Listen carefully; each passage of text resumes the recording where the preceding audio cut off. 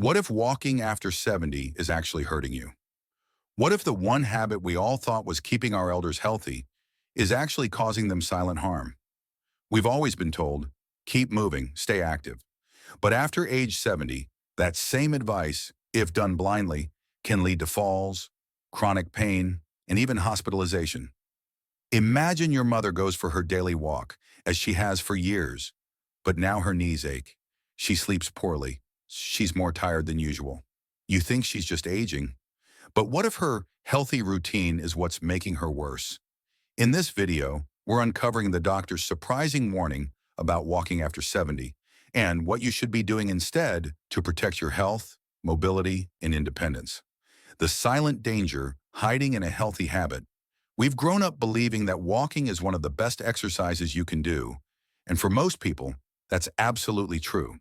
It keeps the heart healthy, the muscles strong, and the body active. But what no one tells you is this. After age 70, the body doesn't respond the same way. The joints are stiffer, bones are more fragile, muscles take longer to recover. And if walking routines aren't adjusted to fit this new reality, what once brought strength may now cause silent harm. Thousands of seniors each year suffer injuries from doing what they thought was healthy. Not because walking is bad, but because their body's needs have changed and no one warned them in time. This video is not about telling you to stop walking. It's about how to walk smartly, safely, and in a way that protects your long-term mobility. Because aging with strength is possible if you understand what your body's trying to tell you. The warning signs you're ignoring it start small. A little pain in the knees after a walk, slight swelling in the ankles, a strange stiffness in the hips that wasn't there before. Most people brush these off. It's just aging, they say. I'll walk it off. But that's exactly the problem. These aren't just random aches. They're your body whispering that something isn't right. And if you ignore those whispers, one day they become a loud shout, a fall, a fracture, or chronic joint damage. Doctors often see seniors who were active and walking daily until they weren't.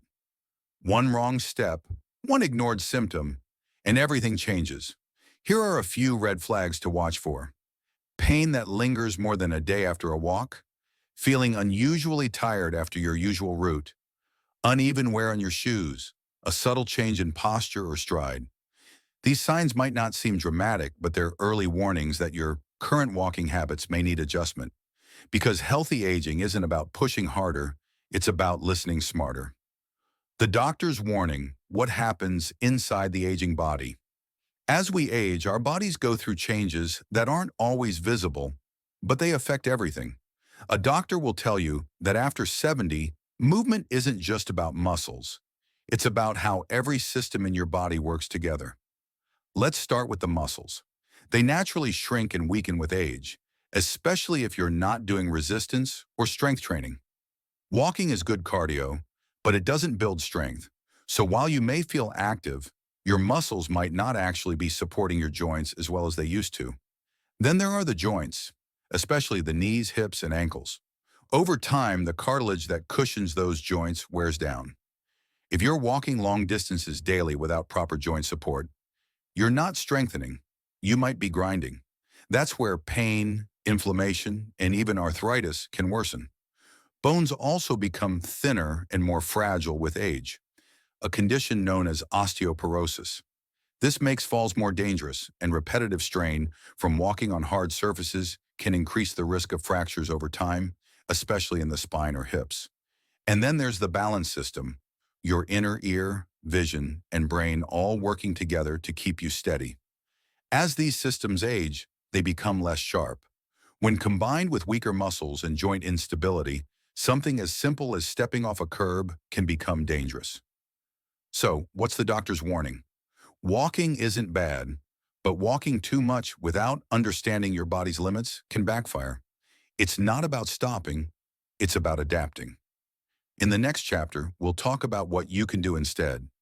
The safer ways to stay active, strong, and mobile after 70 without risking your health.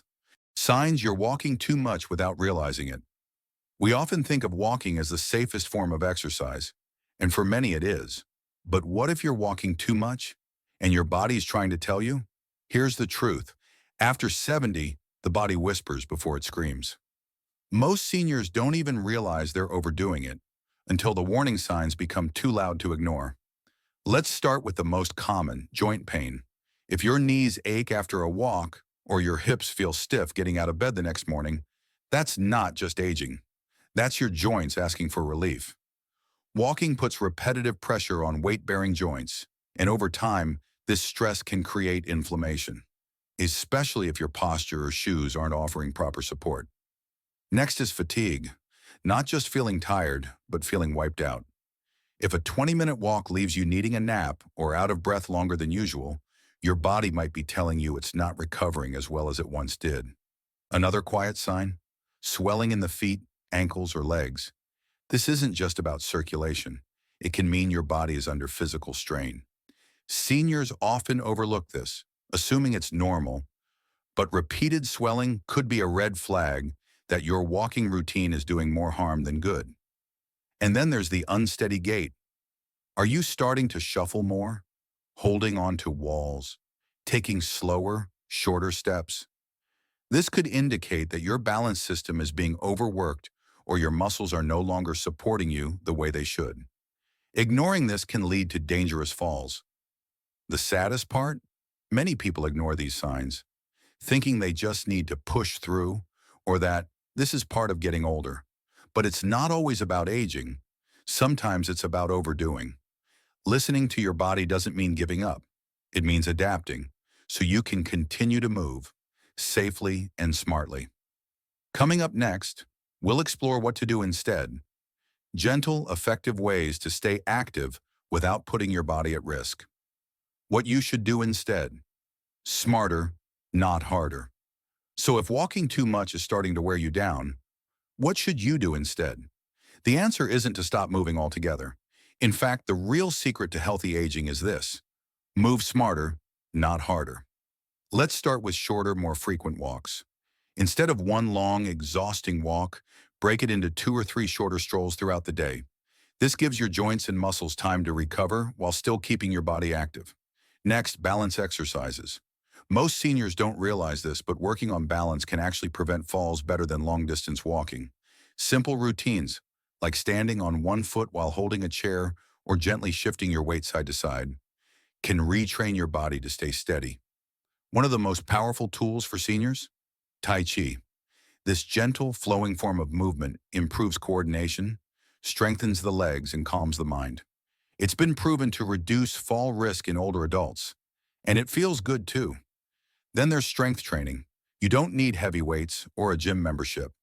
Light resistance bands, seated leg lifts, and basic core exercises can rebuild muscle support around your joints.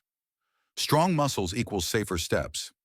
And for those who feel unsure or unsteady, supervised movement routines, whether through a senior center, physical therapy, or even online classes, can offer structured support. Knowing someone is guiding you makes all the difference. What matters most isn't how far you walk, but how well you move. Aging doesn't mean slowing down completely. It means being intentional, listening to your body, and choosing movements that support your life, not strain it. Coming up in the final chapter, the emotional side of this journey, and how you can support a loved one who's struggling with these changes. Stories that changed lives. When less became more. Let me tell you about Margaret, a 76-year-old retired school teacher who prided herself on staying active. Every morning, rain or shine, she walked 2 miles around her neighborhood. It was her routine, her escape, her sense of independence. But then, the pain started. First, it was a dull ache in her knees, then swelling in her ankles. Finally, after 2 stumbles on flat ground, Margaret found herself scared to leave the house. She told herself, "I'm just getting old." But Margaret's daughter saw something else. She gently encouraged her mom to see a physiotherapist, not to stop walking, but to change how she was walking. With guidance, Margaret replaced her long walks with shorter strolls, added simple balance routines, and joined a Tai Chi class at the local senior center. The result? Within weeks, her swelling eased, her confidence returned, and perhaps most importantly, she looked forward to moving again, not dreading it. Margaret told us, "I thought slowing down meant giving up, but it actually gave me back control. Less became more strength, more stability, more joy. Her story isn't rare. Many seniors just like her have found that adjusting their routine isn't defeat, it's wisdom. It's listening to the body, honoring its needs, and choosing health over habit. Because in the final years, it's not about doing more, it's about doing what matters and doing it well. It's not about doing less, it's about doing it right. Growing older doesn't mean giving up movement. It means becoming wiser about how we move. We often hear, stay active, keep walking, don't slow down. And yes, staying mobile is important, but there's a difference between movement that supports you and movement that slowly wears you down. This isn't about fear, it's about awareness. It's about recognizing that the same routine that served you well in your 50s might need adjusting in your 70s. That listening to your body is not weakness, it's strength. You don't need to walk 5 miles a day to stay healthy. You need to walk smart, move with care, and honor your limits. Because staying independent, balanced, and confident isn't about doing more. It's about doing what's right for you. So if you or someone you love is walking every day, ask, is this helping me or quietly hurting me? The goal isn't just to keep moving. The goal is to keep living well, with grace, with wisdom, and with intention. Because sometimes doing a little less gives us a whole lot more. Share this with someone over 70. It could save them pain. If you found even a moment of truth in this video, if it made you think of your mom, your dad, your grandparent, or even yourself, please don't keep it to yourself. Share it with someone you care about who's over 70. This simple knowledge could save them from pain, prevent a serious fall, or just help them feel more confident in their body again. Drop a comment below. Have you or someone you know experienced this? Let's start a conversation that could help many more. And don't forget to like, subscribe, and tap the bell so you don't miss the next insight that could make aging